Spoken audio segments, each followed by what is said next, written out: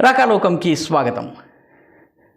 ఈసారి తెలంగాణ అసెంబ్లీ ఎన్నికల గురించి అందరూ చర్చిస్తున్నారు. బీఆర్ఎస్ యొక్క షాకింగ్ డిఫీట్, ఆశ్చర్యకరమైనటువంటి పరాజయం గురించి చర్చ జరుగుతోంది. కాంగ్రెస్ యొక్క అద్భుతమైనటువంటి విజయం గురించి చర్చ జరుగుతోంది. బీజేపీ పర్ఫార్మెన్స్ గురించి చర్చ జరుగుతోంది. కానీ ఈ చర్చలన్నీ మూసీ నదికి ఇటువైపున ఉత్తరం వైపుకి ఆగిపోతున్నాయి. మూసీకి దక్షిణాన ఉన్నటువంటి 7 నియోజకవర్గాల గురించి ఎవరు మాట్లాడటం లేదు.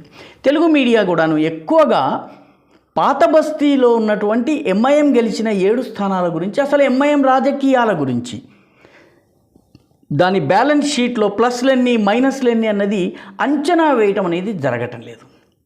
ఈసారి ఒక రకంగా చూసినట్టయితే ఎంఐఎం గతంలో ఉన్నటువంటి 7 సీట్లను మళ్ళీ గెలుచుకుంది కాబట్టి ఎంఐఎం విజయం సాధించినట్టుగా కనిపించవచ్చును.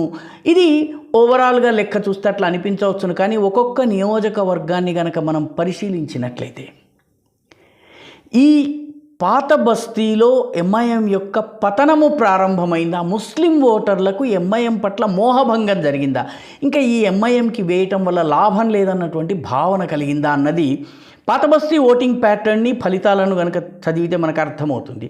దీనికన్నా ప్రమాదకరమైనటువంటి సంకేతము ఎంఐఎంకి ఏంటంటే, తెలంగాణ మొత్తంలో ఉన్నటువంటి ముస్లిం ఓటర్ల పైన ఎంఐఎం యొక్క గుత్తాధిపత్యం ఏదైతే ఉందో అది ఈ ఎన్నికల్లో ఖతమైపోయింది. ఈ ఎన్నికల్లో మిగతా తెలంగాణలో, పాత బస్తీ మినహా ఉన్నటువంటి తెలంగాణలోని ముస్లిం ఓటర్లు ఎంఐఎం ఆధిపత్యం నుంచి బయటపడి కాంగ్రెస్ వైపు వెళ్ళారు. కాంగ్రెస్ పార్టీకి, బీజేపీని లోకసభలో ఓడించగలిగే పార్టీ కాంగ్రెస్ అన్నట్టు మాత్రమే అని నమ్మి కాంగ్రెస్కి ఓటేశారు.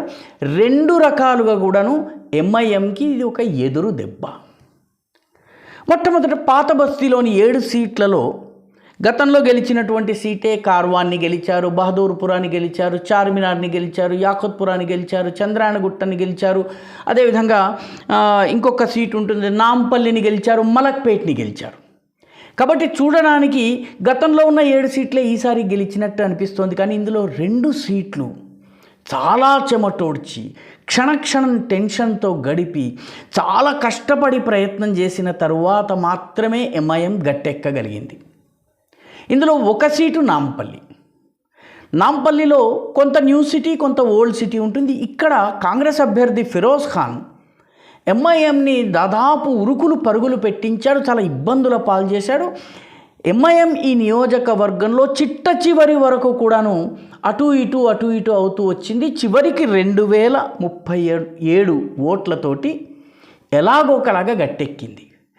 గతసారి 9675 ఓట్ల మెజారిటీతో ఇదే సీటుని, ఇదే ఫిరోజ్ ఖాన్ మీద ఎంఐఎం గెలుచుకుంది.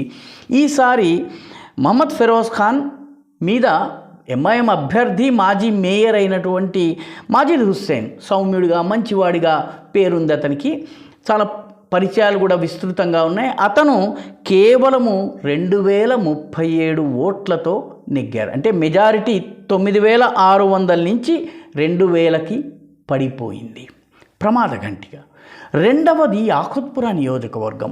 యాకుత్పురా మజ్లిస్కి కంచుకోట లాంటిది. ఒకానొక సమయంలో మజ్లిస్ నాయకుడైనటువంటి సుల్తాన్ సలాహుద్దీన్ ఓవైసీ, అంటే అసదుద్దీన్ ఓవైసీ తండ్రి, ఆయన ఈ నియోజకవర్గానికి ప్రాతినిధ్యం వహించారు. ఈ యాకుత్పురా నియోజకవర్గంలో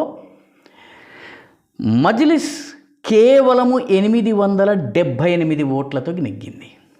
878. ఇక్కడ పోటీ చేసినటువంటి ముస్లిం ఇండిపెండెంట్ల టోటల్ ఓట్స్ కనుక లెక్కేస్తే 936. ఈ ముస్లిం ఇండిపెండెంట్లు కనుక లేకపోతే ఈ ఓట్లు అటు మజ్లిస్కో లేకపోతే మజ్లిస్ ప్రధాన ప్రత్యర్థికో పడుండేవి. మజ్లిస్కి ఇక్కడ పోటీ బీజేపీ కాదు. 2వ స్థానంలో బీజేపీ లేదు. 2వ స్థానంలో ఒక ముస్లిం అభ్యర్థి ఉన్నారు. మజ్లిస్ నుంచి 1993లో వేరుపడి మజ్లిస్ విధానాల్ని వ్యతిరేకిస్తూ అమానుల్లా ఖాన్ అనే నాయకుడు మజ్లిస్ బచావో తెహ్రీక్ అనే పార్టీని ఏర్పాటు చేశారు. దీని గురించి బయట పెద్దగా తెలియదు.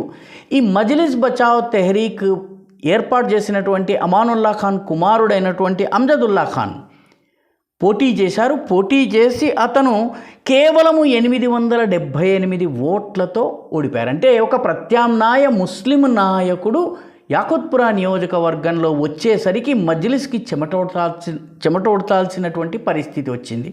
తమాషా ఏంటంటే ఈ అమ్జదుల్లా ఖాన్ గతంలో కూడా ఎంబీటీ గతంలో కూడా యాకుత్పురా నుంచి పోటీ చేసి, ఎందుకంటే అక్కడ ఉన్నటువంటి రెయిన్ బజార్ కావచ్చును, చంచల్గూడ కావచ్చును, ఇవన్నీ కూడాను ఎంబీటీ కంచుకోటలు.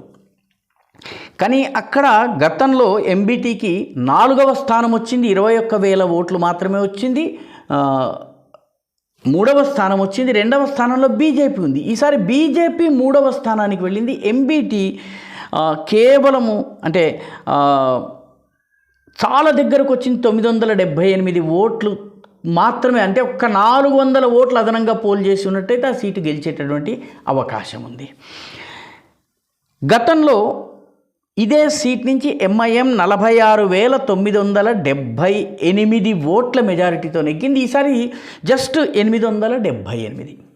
ఇవే కావు, మిగతా మజ్లిస్ సీట్లు అయినటువంటి మనము గనక చూసినట్లయితే బహదూర్పురా కానీ చార్మినార్ కానీ, ఈ రెండు కూడాను ఎంఐఎం కంచుకోటలు. బహదూర్పురా అత్యధిక ముస్లిం ఓట్లు ఉన్నటువంటి నియోజకవర్గం. ఈ 2 చోట్ల కూడా మెజారిటీ తగ్గింది. బహదూర్పురాలో 2018లో 67,000 ఓట్లతో నెగ్గితే ఈసారి కేవలము 82,000 ఓట్లతో నెగ్గితే ఈసారి 67,000 ఓట్లు మాత్రమే మెజారిటీ, అంటే 20,000 మెజారిటీ తగ్గింది. అదేవిధంగా చార్మినార్లో గతంలో 32,000 ఓట్ల మెజారిటీ వస్తే ఈసారి వాళ్ళ మెజారిటీ కేవలము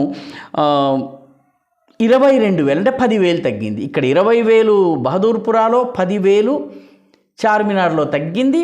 ఇంతే కాకుండా ఎంఐఎం చాలా చమక్కులు చేయవలసి వచ్చింది. అభ్యర్థుల్ని మార్చవలసి వచ్చింది, సీనియర్లను రిటైర్ చేయవలసి వచ్చింది, కొందరు అభ్యర్థుల్ని పక్కన పెట్టాల్సి వచ్చింది, చెడు ఇమేజ్ ఉన్నటువంటి వాళ్ళని. ఇంత చేసినప్పటికీ ఎంఐఎం 2 సీట్లలో అతి తక్కువ మెజారిటీతో గెలిచింది.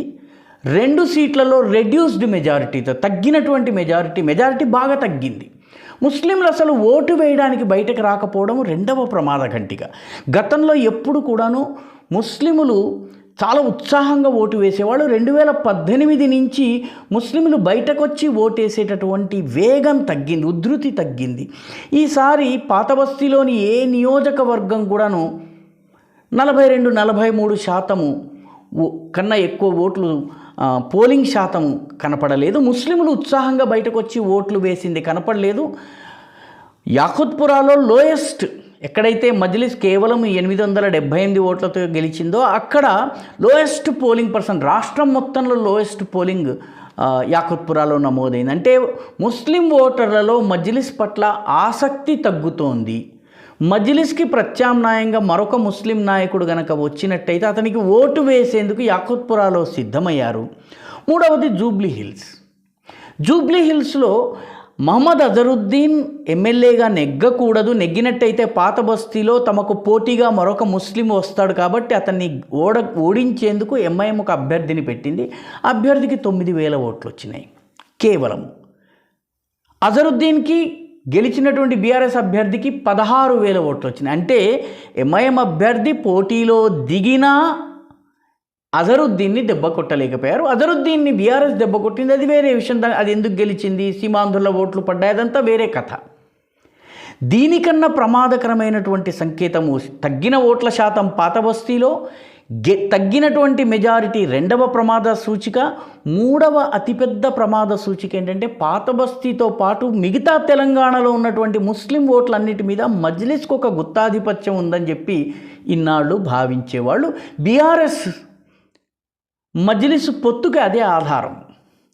ఇప్పుడు ఈసారి తెలంగాణలో పాత బస్తీ మినహా మిగతా ప్రాంతాలు, నల్గొండ కావచ్చు, ఆదిలాబాద్ కావచ్చు, నిర్మల్ కావచ్చు, నిజామాబాద్ కావచ్చు, జహీరాబాద్ కావచ్చును, సిద్దిపేట, సంగారెడ్డి, కోరుట్ల, ఇటువంటి కరీంనగర్, ఇటువంటి ప్రాంతాలన్నింటిలో కూడాను ముస్లిములు మజ్లిస్ బీఆర్ఎస్కి వేయమని చెప్పిన మాట వినకుండా కాంగ్రెస్కి వేశారు.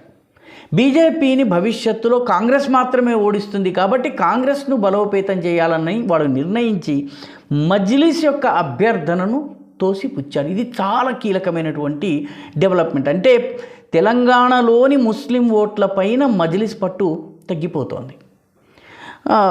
తమాషా ఏంటంటే కర్ణాటక నుంచి జమీర్ అహ్మద్ ఖాన్ అనేటటువంటి మంత్రి, కాంగ్రెస్ మంత్రి గత నెల రోజుల నుంచి తెలంగాణలో తిష్ట వేసి గ్రామానికి వెళ్ళి అక్కడ ఉన్నటువంటి ప్రధానమైనటువంటి ముస్లిం జనాభా ఉన్నటువంటి ప్రధానమైన పట్టణాలు, గ్రామాలు, ఏరియాస్లో విస్తృతంగా సమావేశాలు జరిపి ఎంఐఎం మాట కాదని కాంగ్రెస్కు ఓటేయాల్సినటువంటి అవసరం గురించి చెప్పారు. ఆయన విజయం సాధించారు. ముస్లింలు కాంగ్రెస్ వైపు వచ్చారు. అంటే బహుశా 2004 ప్రాంతం నుంచి తెలంగాణ మొత్తంలో ఉన్నటువంటి ముస్లింల పైన మజ్లిస్కు ఉన్నటువంటి ఆధిపత్యము ఈసారి బ్రేక్ అయింది కాంగ్రెస్ వల్ల. కాబట్టి 3 ప్రధానమైనటువంటి దెబ్బలు ఎంఐఎంకి తగిలాయి. తగ్గిన పోలింగ్ పర్సెంట్, తగ్గినటువంటి మెజారిటీ, కంచుకోటల్లో తగ్గిన మెజారిటీ, మిగతా తెలంగాణలోని ముస్లింలు కాంగ్రెస్కి దూరంగా వెళ్ళడం, ఎంఐఎంకి దూరంగా వెళ్ళి కాంగ్రెస్కి దగ్గర రావడం. కాబట్టి మజ్లిస్ యొక్క పతనోన్ముఖ ప్రయాణం ప్రారంభమైందా? బలమైనటువంటి నాయకులు గనక ఎమర్జ్ అయినట్టయితే ముస్లిం సమాజం నుంచి మజ్లిస్ ఓడిపోయే పరిస్థితి వస్తుందా? కాబట్టి పాత బస్తీలో కూడాను 2-3 నియోజకవర్గాల్లో హిందూ ఓట్లు గనక కన్సాలిడేట్ అయినట్టయితే ఎంఐఎంని ఓడించే అవకాశం ఉందా? ఇవి రాజకీయ పార్టీలో ఆలోచించవలసినటువంటి విషయాలు. మజ్లిస్ యొక్క పతనం యొక్క తొలిమెట్టు ప్రారంభమైందని చెప్పి ఈ అసెంబ్లీ ఎన్నికలు నిరూపిస్తున్నాయి. ఈ వీడియో మీకు నచ్చినట్టయితే లైక్ చేయండి, షేర్ చేయండి, ఈ ఛానల్కు సబ్స్క్రైబ్ చేయండి. మీ అభిప్రాయాన్ని కమెంట్ల రూపంలో తప్పనిసరిగా పంపించండి.